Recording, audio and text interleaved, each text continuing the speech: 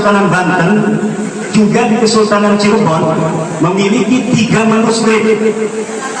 Antara satu manuskrip yang satu dengan manuskrip yang lainnya berbeda silsilahnya. Satu manuskrip menyebutkan bahwa Sunan Gunung Jati Syarif Hidayatullah adalah cucu Rasulullah melalui jalur Musa Al-Kazim. Manuskrip yang kedua, menyebutkan bahwa Sunan Gunung Jati Syarif Hidayatullah adalah cucu Rasulullah melalui jalur Al-Hasani Al-Jailani. Manuskrip yang ketiga, bahwa Sunan Gunung Jati Syarif Hidayatullah adalah cucu Rasulullah dari jalur Abdullah bin Ahmad Al-Muhajir, sama dengan para habaib di Indonesia ini. Dan untuk jalur yang terakhir ini, setelah saya teliti dengan seksama dalam waktu yang seperlu-perlunya, maka diketemukan adanya keterputusan riwayat selama 550 tahun, di mana Abdullah atau Ubaidillah sebagai anak Ahmad Al-Muhajir tidak dicatat oleh para ahli nasab yang sejaman dengan Ahmad bin Isa bahwa beliau punya anak yang namanya Ubaidillah. Kitab-kitab yang sejaman dengan Ahmad bin Isa menyebutkan bahwa Ahmad bin Isa hanya mempunyai 3 putra. Yang pertama adalah Muhammad, yang kedua adalah Ali, dan yang ketiga adalah Husain. Tidak ada anak yang bernama Ubaidillah seperti silsilah yang kita saksikan dari para habaib yang mengaku sebagai keturunan daripada Rasulullah Muhammad sallallahu alaihi wasallam. Baru pada tahun 895 Habib Ali As-Sakran menulis dalam kitabnya Al-Ghurfatul Musyiqah bahwa leluhur mereka yang bernama Ubaidullah adalah keturunan daripada Rasulullah Muhammad sallallahu alaihi wasallam. Jadi sejak wafatnya Ahmad bin Isa 345 Hijriah sampai tahun 895 Hijriah tidak ada satu manuskrip pun yang menyebutkan bahwa Ubaidullah adalah keturunan daripada Rasulullah Muhammad sallallahu alaihi wasallam. Maka secara ilmiah nasab-nasab mereka ini adalah nasab yang munqati', nasab yang terputus. Bisa dikatakan nasabun maudhu'un, bisa disebut nasabun dhaifun jiddan, bisa juga disebut nasabun batilun ghairu sahih. Sangat sulit secara ilmiah untuk dikatakan bahwa mereka adalah merupakan zuriyah dari para Rasulullah Muhammad sallallahu alaihi wasallam. Kalau Sunan Gunung Jati, Sunan Ampel, Sunan Giri, dan yang lainnya, satu data ini terbantahkan. Masih ada 2 manuskrip tua yang menyatakan bahwa mereka adalah merupakan zuriyat daripada Rasulullah Muhammad sallallahu alaihi wasallam. Kenapa sampai saya alumni At-Tahiriyah, murid daripada ayahanda Tubagus Asri Tahir, yang ayahanda Tubagus Asri Tahir sendiri mempunyai sanad silsilah kepada Abdullah, kepada Ubaidillah bin Ahmad. Ini saya menelitinya. Bukankah ini akan berbahaya bagi nasab abah? Tidak, saudara.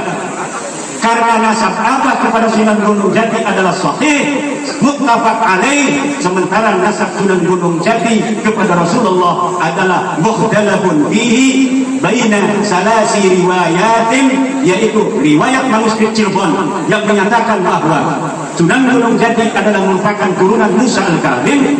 Manuskrip yang kedua yang menyatakan bahwa Sunan Gunung Jati Syarif Hidayatullah adalah merupakan turunan daripada Al-Hasani Al-Jailani. Jadi kalau umpamanya satu silsilah ini telah diteliti bahwa ini gagal secara ilmiah, maka masih ada 30 tambah 30%, 60% lebih bisa dinyatakan bahwa para wali songo ini adalah sebagai keturunan daripada Rasulullah Muhammad sallallahu alaihi wasallam. Kenapa saya sampai ke puntang-puntang meneliti?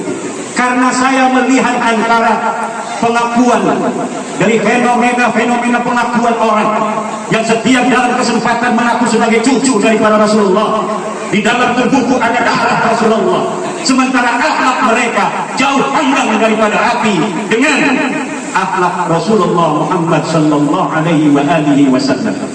Para sunan dari Wali Songo menyebarkan agama Islam datang, mereka melebur bersama pribumi, berasimilasi, mengadakan akulturasi dengan masyarakat setempat, sehingga tidak ada beda antara dia pendatang dari keluarga Wali Songo dengan masyarakat pribumi sendiri, sehingga Islam menyebar di tanah Indonesia ini sejak tahun 1400 sampai 1800.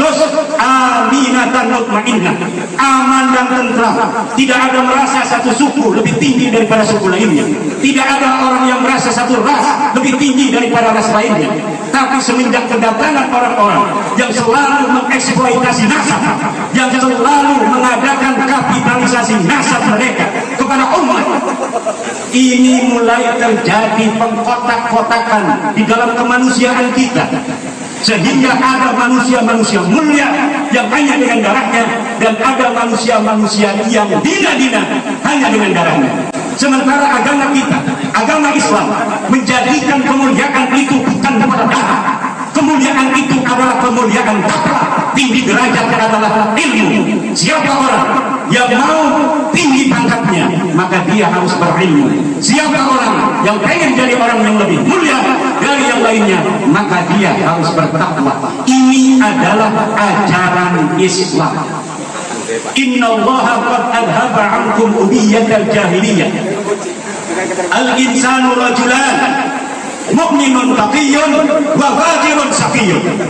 Allah telah menghilangkan dari kalian, wahai umat Islam, ubayyah al-jahiliyah, sifat-sifat jahiliyah yang menyebarkan bahwa ayah yang mulia adalah orang-orang yang harus dimuliakan. Ayah yang hina, keturunannya adalah harus menjadi orang-orang yang hina. Ini adalah ubayyah al-jahiliyah yang tidak boleh diterima oleh para santri dan harus dilawan. Kenapa? Selain bertentangan dengan agama Islam, juga bertentangan dengan sila-sila Pancasila, terutama sila kedua, kemanusiaan yang adil dan beradab. Kemanusiaan yang adil dan beradab itu apa artinya? Artinya dari Sabang sampai Merauke, semua manusia Indonesia adalah sama. Bagi Indonesia tidak ada bedanya dia orang Banten, dia orang Aceh, dia orang Flores, dia orang Papua, dia orang Minang, dia orang Batak, dia orang Sunda. Semuanya adil sebagai manusia yang mempunyai kesempatan yang sama di Indonesia ini. Dia bisa menjadi PJ gubernur, dia bisa menjadi camat, dia bisa menjadi bupati, dia bisa menjadi polisi, dia bisa menjadi TNI, dia bisa menjadi Kapolri. Inilah namanya kemanusiaan yang adil dan beradab. Kalau sebuah ajaran Islam ada satu item yang tidak sesuai dengan kemanusiaan itu sendiri, saya yakin suatu masa, suatu ketika Islam ini akan ditinggalkan masyarakat-masyarakat modern, masyarakat-masyarakat yang anti feodalisme, masyarakat-masyarakat yang anti akan kemuliaan dilihat dari sisi nasab, kemuliaan dilihat dari sisi darah, yang tidak sesuai dengan ajaran agama Islam itu sendiri. Yang paling menarik dari fenomena itu adalah ketika orang-orang yang dikapitalisasi, orang-orang yang diperbudak ini, bukannya dia membantu orang yang memberikan tahu, memberikan sebuah pencerahan terhadap bahwa ada perbudakan di situ, malah mereka nyerang orang yang memberikan pencerahan itu dengan alasan tidak cinta kepada durian Nabi.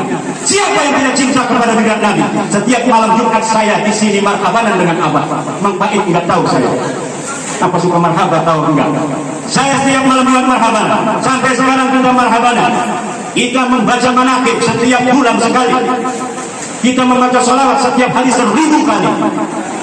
Membaca salawat bukan hanya kepada Nabi Muhammad, tapi juga kepada ahli baitnya. Siapa ahli baitnya Rasulullah? Dia adalah Sayyidina Hasan, Sayyidina Husain, Sayyidina Ali, Fatimah, Bani Hashim, Bani Muthalib yang ada di zaman Nabi Muhammad sallallahu alaihi wasallam. keturunannya tidak bisa disebut ahli baitnya Rasulullah. Wa kullu fadilatin waradat fi fadilati ahli bait Rasulillah raja'a ilaihim la ila dzurriyyatihim. Setiap ada hadis tentang fadilah ahli bait itu kembali kepada mereka ahli bait Rasulullah yang ada pada zamannya. Tidak ada satu dalil pun yang menyatakan bahwa hadis-hadis itu untuk keturunannya yang ada hari ini. Dan saya siap berdebat layak seluruh dunia dengan siapa saja untuk mempertanggungjawabkan kalimat saya bahwa tidak ada satu dalil hadis pun yang wajibkan manusia untuk menghormati, mencintai keturunan Rasulullah. Tidak ada. Yang ada adalah wajib kita memuliakan ulama. Hadisnya banyak, ribuan hadis. Akrimul ulama fa innahum indallahi ulama. Ada enggak akrimul mulyati fa innahum indallahi ulama? Tidak ada. Kalau ada yang menemukan hadis semacam itu untuk memuliakan dunia, silahkan panggil saya dan kita tahrif itu hadis. Apakah hadis betul? Apa itu hanya hadis maudhu, bikin-bikinan? Apa saja yang ada mereka ceramahkan dari fadilah-fadilah mereka yang mengaku cucu Nabi adalah hadis-hadis palsu atau hadis sahih yang maknanya dirampas oleh mereka dari ahli bait untuk diberikan kepada mereka sendiri. Saya berani berdebat dengan siapapun 3 hari 3 malam untuk mempertahankan tesis ini. Pertama, tesis tentang keterputusan mereka sebagai dunia Nabi. Yang kedua, tentang kemuliaan ilmu dibanding kemuliaan darah dan nasab yang tidak diajarkan menurut ajaran Islam daripada Al-Quran dan Rasulullah Muhammad SAW dalam sunnah-sunnah. Inilah para santri utama At-Tahiriyah yang kami kira ini murid Abah ini ngajinya orang-orang Mekah, sangatnya mutasil kepada ulama-ulama besar Mekah. Syekh Amin Qutbi, Syekh Al-Masyar, Syekh Maliki, Syekh Abbas Al-Maliki dan sebagainya, Syekh Yasin Padang dan sebagainya. Kita bukan diajarkan bagaimana membaca kitab, tapi kita diajarkan bagaimana menganalisa kitab. Mereka berpendapat dengan Paul Ibnu Hajar bahwa Ibnu Hajar telah menyatakan bahwa Ubaidillah sebagai cucu Nabi. Tahun berapa lahirnya Ibnu Hajar? Beliau adalah ulama abad 10, abad 9. Bagaimana abad 10, abad 9 orang yang ada pada abad itu menjadi saksi kelahiran dari orang yang ada di abad keempat? Tidak bisa. Ibnu Hajar orang besar, tapi dalam masalah nasab perlu dalil dan perlu referensi. Dan inilah yang tidak dapat mereka temukan sampai hari ini. Demikian, wallahul muwaffiq. Karena ini permintaan dari Kiai Faiz.